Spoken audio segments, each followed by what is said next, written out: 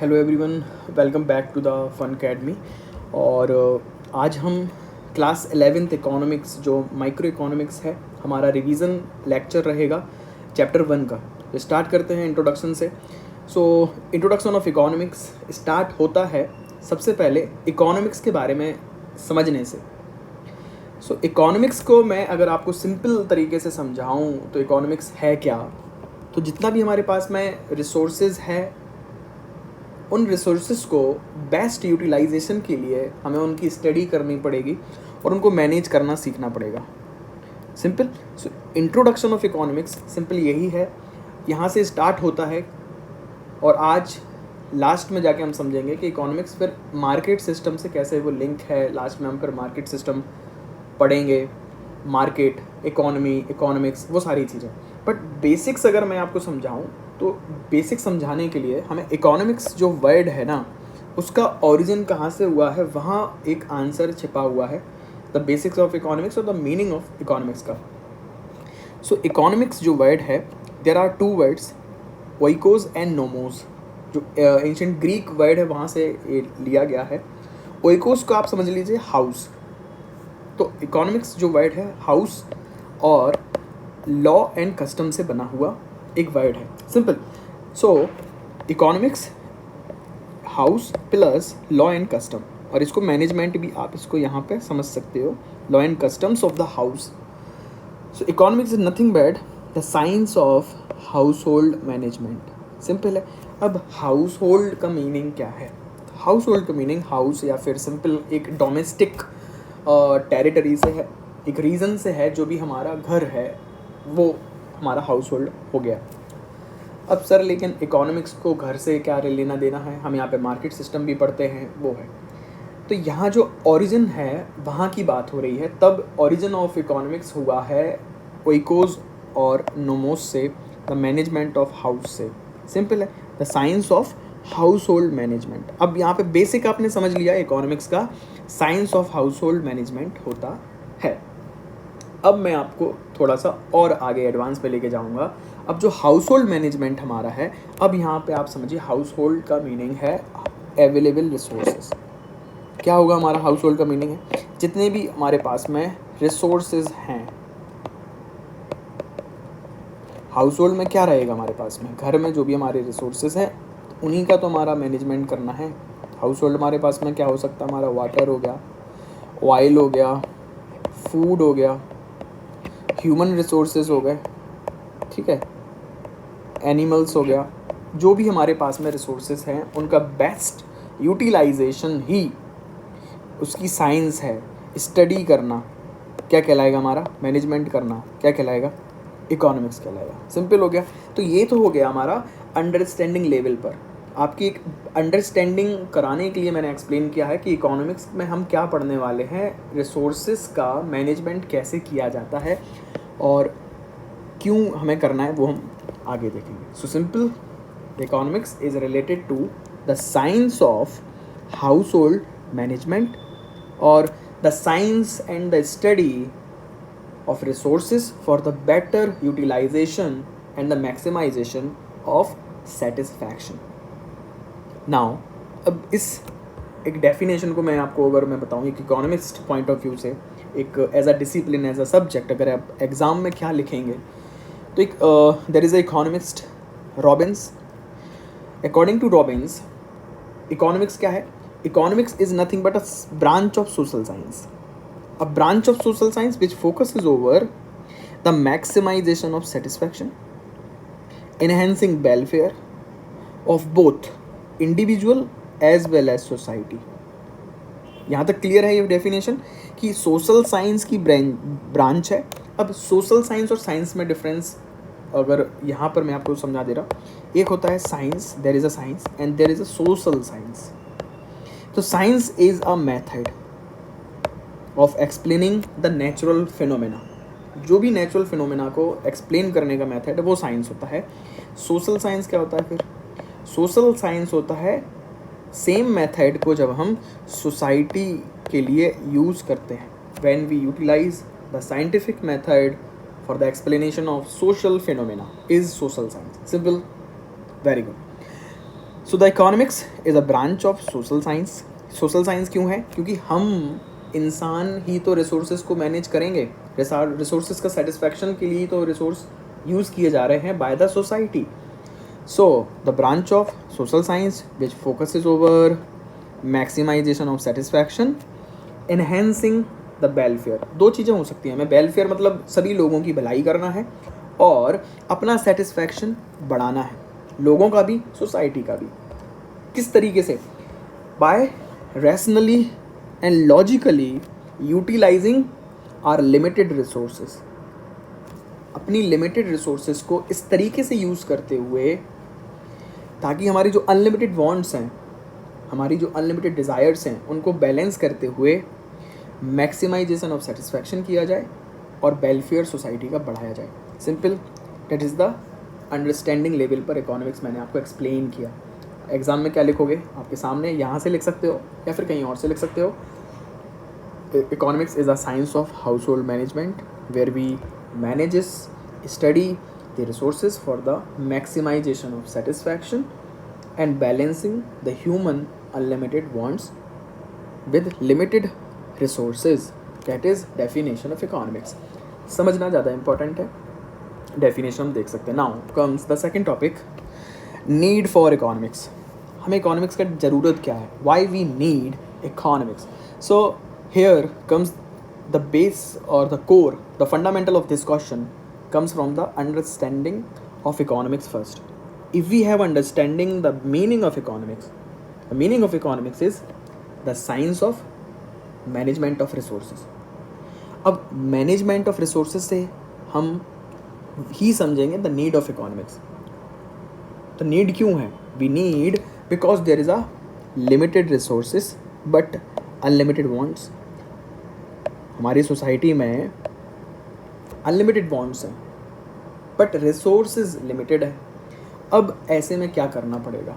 अगर हमारा management best नहीं रहा तो we can not fulfill maximum demand and wants of the people and we can not maximize the satisfaction of the resources by the resources of the people. Simple है। So economics हमें क्यों चाहिए? जब when we understand the resources, then and only then we can maximize or fulfill the wants, maximum wants, not the all wants, है ना? Possible ही नहीं है हमारे पास में। जब रिसोर्सेज लिमिटेड हैं we cannot fulfill all the wants because there is unlimited wants. हर इंसान को रोल्स रॉयस चलानी नहीं दे सकते, हर इंसान को BMW में घूमना है, नॉट पॉसिबल। सो क्या करना पड़ेगा? जो डिज़र्विंग कैंडिडेट होगा उसको देंगे और वेलफेयर करना पड़ेगा तो किसी के लिए डिस्क्रिमिनेशन ना हो। सिंपल है। So need of economics arises from the scarcity of resources and unlimited wants. इससे क्या करेंगे हम? द सिंपल क्या करेंगे? लॉजिकल रीजनल डिसीजन मेकिंग में हेल्प होगी हमारा इकोनॉमिक्स के through for the better management of, for the better utilization of resources, maximization of want and satisfaction. समझ में आया? नहीं समझ में आया? इकोनॉमिक्स की स्टडी से हमें क्या पता चलेगा?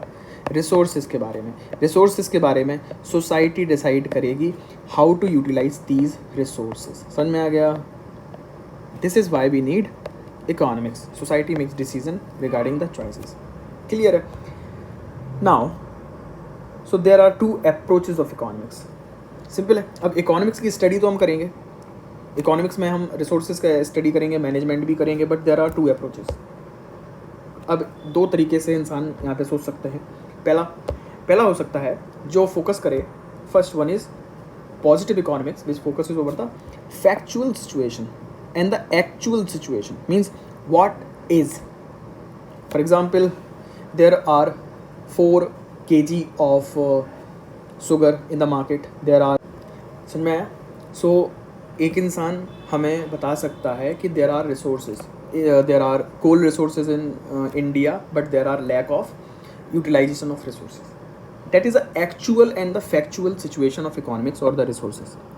This is known as positive economics. Simple. The rate of inflation for example is 4%. बता दिया. That can be verified. हम verify कर सकते हैं because it is a actual and real condition in the economy.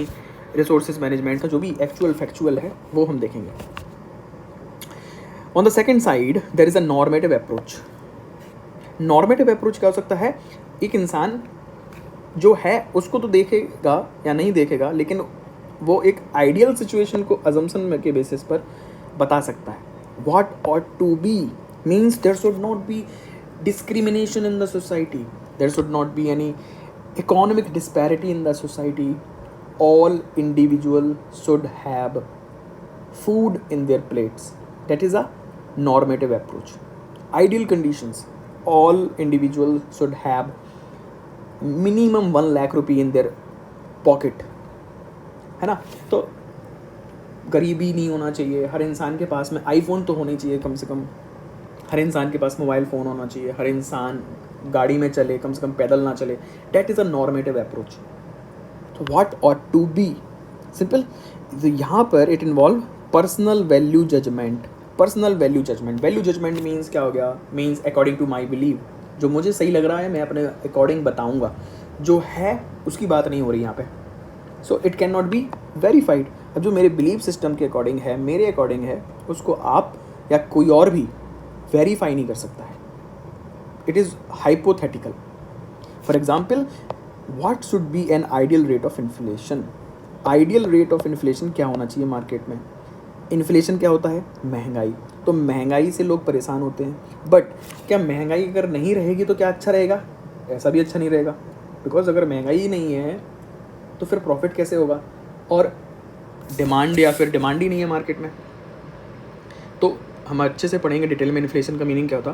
तो एक healthy rate of inflation market में होना चाहिए. बट तो नॉर्मेटिव अप्रोच क्या फोकस करेगा? What ought to be the ideal rate of inflation. Simple हो गया. यहाँ पे हमने देखा था the factual rate of inflation और the actual rate of inflation is 4%. So ये दोनों में बेसिक डिफरेंस है economics is study. So first we understand the meaning of economics, then we understand the need of economics, why we need to study the resource management. Then comes the approaches of economics. So there are two approaches. One economist can focus over the actual condition, and another person can focus over the ideal economic situation, that is normative economics. Next come the subject matter of economics. What is the subject matter? Means what components and what are the field of economics, what we are going to study, what we are going to decide, what we are going to focus over in economics specific. So हम basically we can focus over the two component. first हो सकता है एक individual specific and second one हो सकता है society specific. Simple हो गया. तो individual specific का मीनिंग क्या होता है? जब हम एक सिंगल पर्सन को स्टडी करें, उसके रिगार्डिंग उसको फोकस में करके रिसोर्स का मैनेजमेंट करना सोचें. एक इंडिविजुअल की डिमांड क्या हो सकती है, एक इंसान को क्या चाहिए. एक इंसान को अच्छा इनकम चाहिए, सैलरी चाहिए, घर चाहिए, गाड़ी चाहिए. That is the individual level study known as micro economic. Simple हो गया. Another study is macro economics. Means हम सोसाइटी की बात करेंगे. ओवरऑल सोसाइटी में कितनी इनकम होनी चाहिए, ओवरऑल इंडिया में कितना इन्फ्लेशन होना चाहिए, प्राइस कितना होना चाहिए, डिमांड कितना होना चाहिए. That is macro economics. और डिटेल में अगर हम देखें, सो माइक्रो इकोनॉमिक्स में हम डील करेंगे यहाँ पर theory of demand, consumer behaviour कैसा है, प्रोड्यूसर बिहेवियर, क्योंकि प्रोड्यूसर भी एक इंडिविजुअल है, कंज्यूमर भी एक इंडिविजुअल है. तो यहाँ पे वेज कितना रहना चाहिए, रेंट कितना रहना चाहिए, इंटरेस्ट, प्रॉफिट, इन सब की बातों को हम फोकस करेंगे माइक्रो इकोनॉमिक्स में. सेकेंड पार्ट है मैक्रो इकोनॉमिक्स. तो macro economics means holistic study. Holistic study of what? For example national income, national level employment, theory of price, economic growth, theory of distribution, overall society और economy की हम बात यहाँ पे करेंगे इन macro economics. Clear हो गया फंडा दोनों में. और डिटेल में अगर हम देखें तो these are the difference between the micro economics and the macro economics. यहाँ पर इंडिविजुअल इकोनॉमिक यूनिट की बात कर सकते हैं. फॉर एग्जांपल एक सिंगल फैक्ट्री, एक सिंगल फर्म है माइक्रो में, और मैक्रो में इकोनॉमी एज अ होल को हम देखेंगे. यहाँ पे सिंगल मार्केट, यहाँ पे ऑल मार्केट का डिमांड हम स्टडी करेंगे. और ये एग्जांपल हो गया कि यहाँ पे थ्योरी ऑफ कंज्यूमर बिहेवियर हो गया, डिमांड बिहेवियर, प्रोड्यूसर बिहेवियर हो गया, market conditions, welfare economics. On the second side macro economics focus करेगा हमारा, नेशनल इनकम कितना है, money general price level in the India the market, employment level in the market, international trade of India. That is the macroeconomic variable. So this is the first part of our revision series. और next part आपको इसी channel पर मिलेगा. So please like, share and subscribe ज़रूर करें. And all the best. और कोई अगर यहाँ तक डाउट है तो आप प्लीज़ कमेंट में मुझे बता दें, और कहाँ पे मुझे फोकस करना है, किस कॉन्सेप्ट को ज़्यादा एक्सप्लेन करना है, वो भी आप कमेंट में मुझे बता सकते हो. Thank you so much. Take care. Love you all. Bye bye.